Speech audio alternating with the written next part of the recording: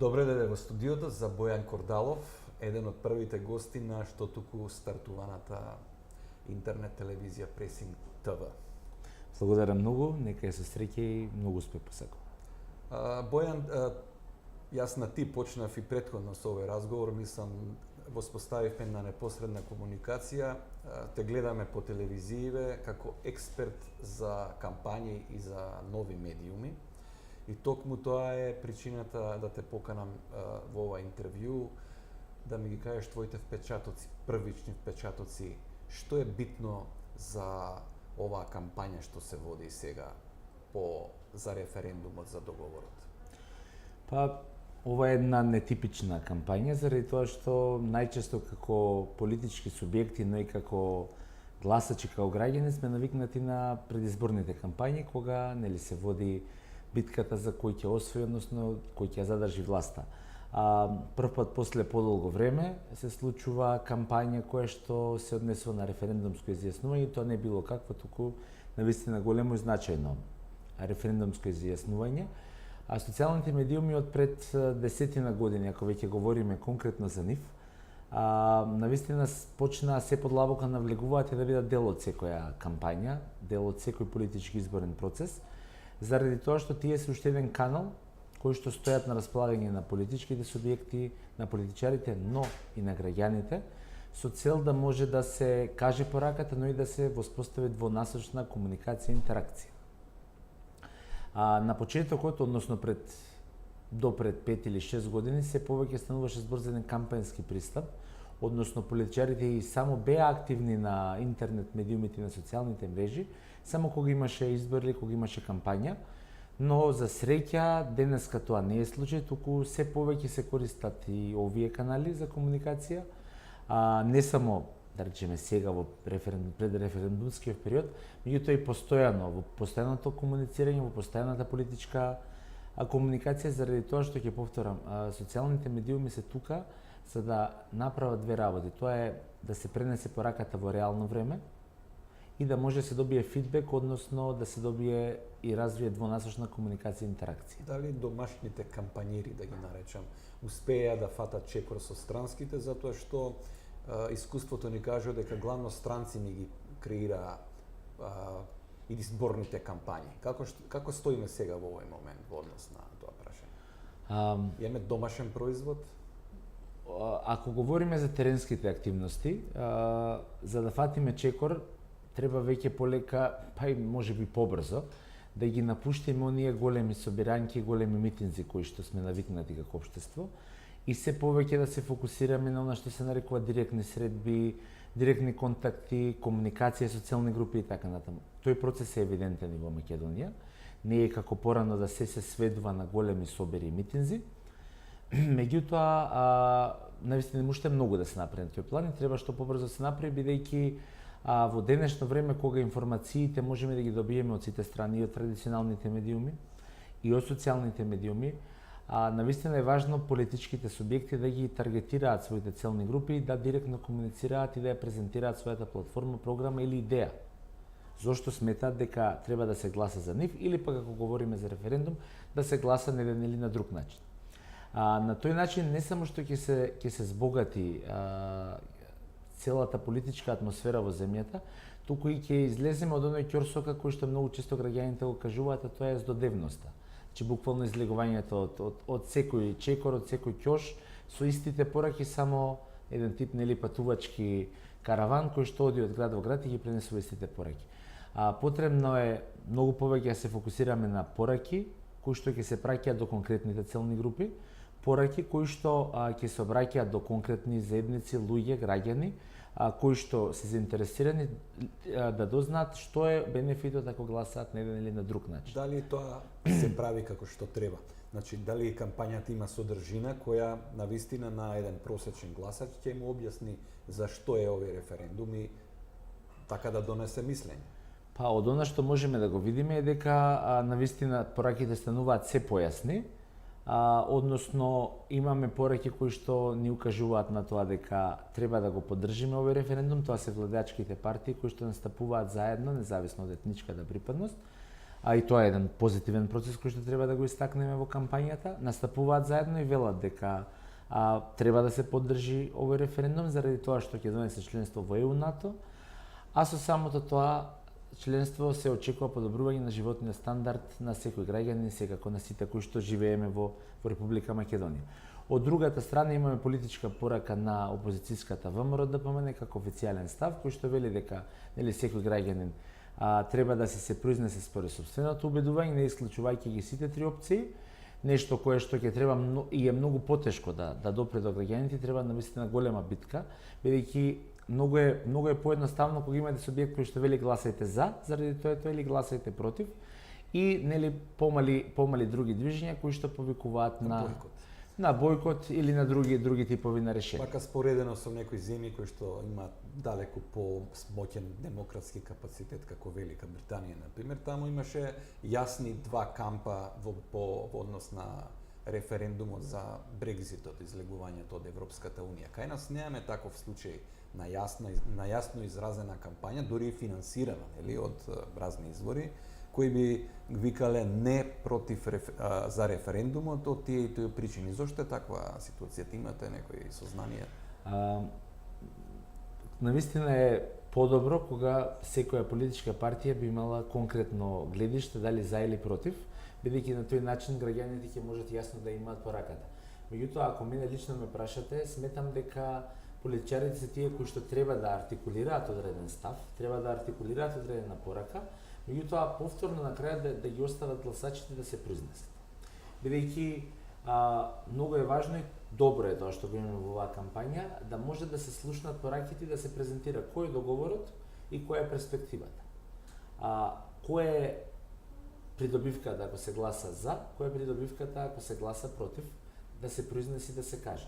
За таа цел е многу важно да го земеме примерот со Велика Британија, да го земеме примерот со многу други европски, меѓутоа и светски земји, кои што имаат референдуми за членство, например, на земјата во ЕУ, во НАТО, за останување во одредени сојузи, како например во Комонвелтот и така натаму, и буквално да разбереме дека за крупни прашања сите ние треба да го искажеме својот став, бидејќи на крајот на краиштата тоа е демократија.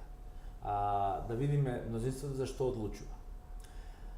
Она што се случи во Велика Британија и она што сега можеме да го видиме, треба исто така не биде пример, бидејќи и покрај тоа што таму имаше излезност и тесно мнозинство, еве пред некој ден можевме да го видиме градоначалникот на Лондон како повикува на повторување на референдумот, бидејќи работите се променети. Како и да е, ја оставаме британската јавност, се враќаме кај нас.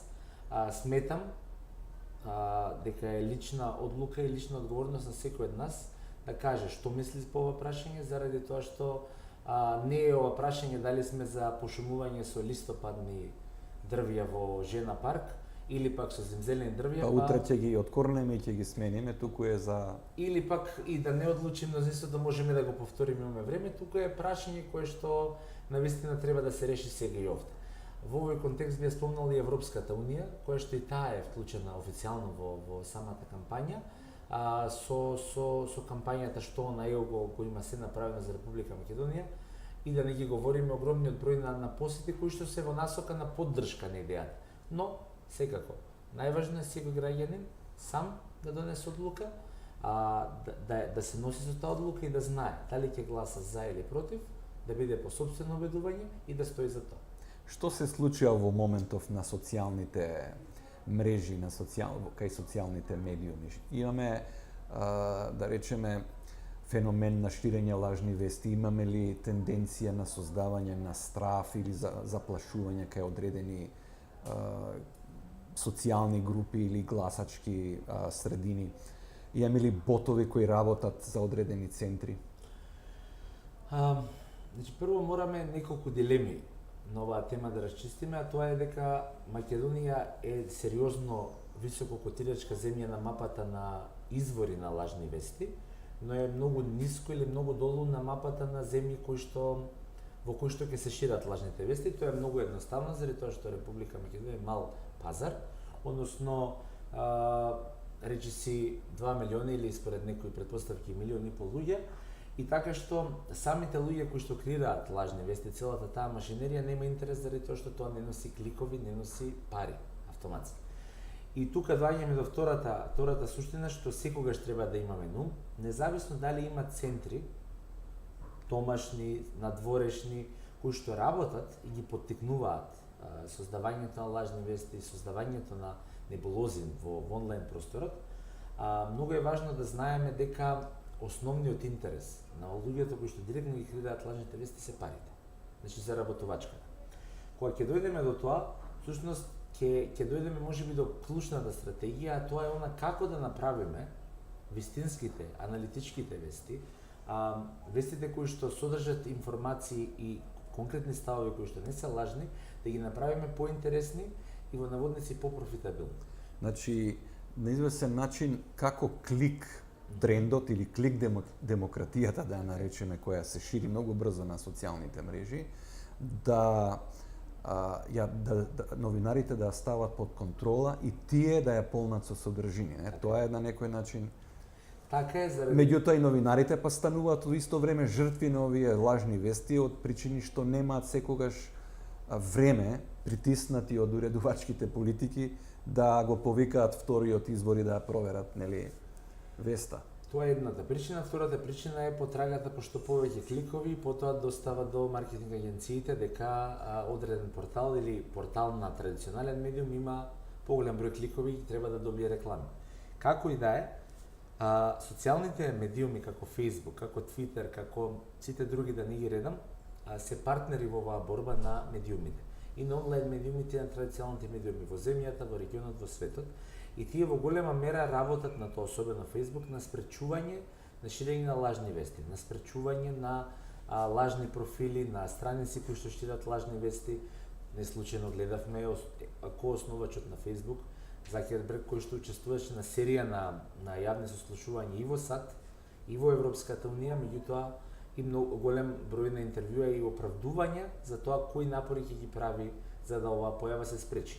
На крајот на криштата Facebook веќе секој месец дава извештај колку од лажните профили биле укинати и колкава грижа во насока на создавање на добра околина на Facebook се труди да направи. Но од друга страна не постои совршен алгоритам за тоа да го средува, но проблемот е уште поопасен кога, например, извор на лажни вести ќе биде официјална личност, да речеме лидер на партија или функционер и така натаму, кои најчесто свесно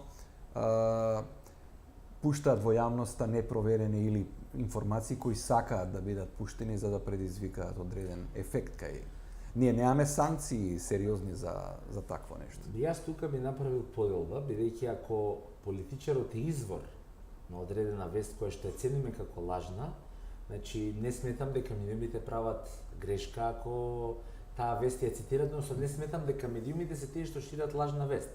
Бидејќи секој политичар, како и секој граѓанин, особено општествен чинител, е должен да внимава на она што го зборува и ги сноси сите материјални, морални, кривични, правни последици за искажаното.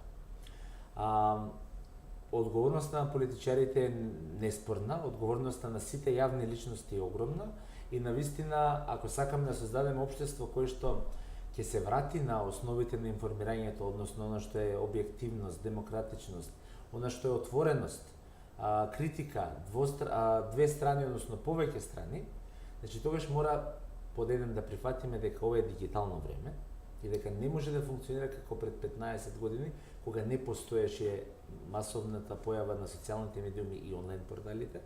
И по два, дека во ова дигитално време човековиот мозок, односно конзументот, секој граѓанин не може да ги процесира сите информации кои што стигаат до него. Overfloating. Еве и за крај, како експерт по кампањи и за кампањи, како ги оценуваш во моментов пораките што се испраќаат од двата кампуса и дали очекуваш адреналинот, како што кажа, да расте како идеме до 30 септември? Може ли некоја медиумска бомба да се пушти, некоја интересна информација која може да направи некој пресврт во цела оваа атмосфера? Знаете како, јас очекувам дека ова темпо или овој начин на водење на кампањата ќе продолжи и до 30 септември. Имаме безмалку, помалку од 10 дена, речиси, до 30 септември. Темпото воопшто не е мало, сите политички партии се на терен, независно која порака ја артикулираат и кој став го имаат, и поддржувачите на за, и поддржувачите на опозицијата, кои што сметаат дека секој треба да се одлучи по собствено убедување, се на теренот, имаат средби со граѓаните, ја пренесуваат пораката. Огромен број на странски државници доаѓаат во земјава, во насока на тоа да приближат зошто е важно да биде успешен референдумот со цел како изгледа членството во ЕУ и НАТО. И јас секогаш сум верувал во граѓаните и се надевам дека и политичарите искрено веруваат во граѓаните, заради тоа што 30 септември ќе биде нивни ден, односно наш ден, во кој што секој од нас ќе излезе и ќе каже се согласува или не, бидејќи станува збор за еднината на Македонија. Повторно ќе кажам, не е ова прашање кое што е прашање на дрвијата во Жена парк, за кој што може да решиме денес дали ќе засадиме повеќе или помалку, дали ќе бидат листопадни или зимзелени, туку ова е прашање кое што навистина сите политички субјекти го имаа во своја, барем сериозни политички субјекти го имаа во својата програма, тоа е референдумското изјаснување. Ако на тоа додадеме дека од пред повеќе од 20 години сите политички субјекти имаат подпишано кај претседателот на државата платформа дека се за членство во Европската унија и НАТО, дефинитивно е обврска да видиме и да дадеме шанса граѓаните да одлучат на 30 септември како понатаму. Така. Ти благодарам за твоето гостување. Ја мислам дека барем нешто да дадовме плюс во однос на како се води кампањата и улогата на социјалните медиуми. За жал, во ова милје медиумско ни недостасуваат печатените медиуми кои, да речеме, пред 10 години беа главните креатори на јавното мислење. Со добра стратегија, верувам дека печатените медиуми ќе направат камбек, кој што не значи дека ќе изгледа исто како пред 10 години во хартиена форма, меѓутоа формата и она што се нарекува анализа, што се нарекува сеопфатни уреднички коментари, навистина недостасуваат и верувам дека во еден облик на соработка меѓу весниците, односно печатените медиуми и интернетот, ќе ни го даде ефектот за брзо време. За нас е битна и содржината и секако кодексот на новинарите. Ви благодарам. Благодарам.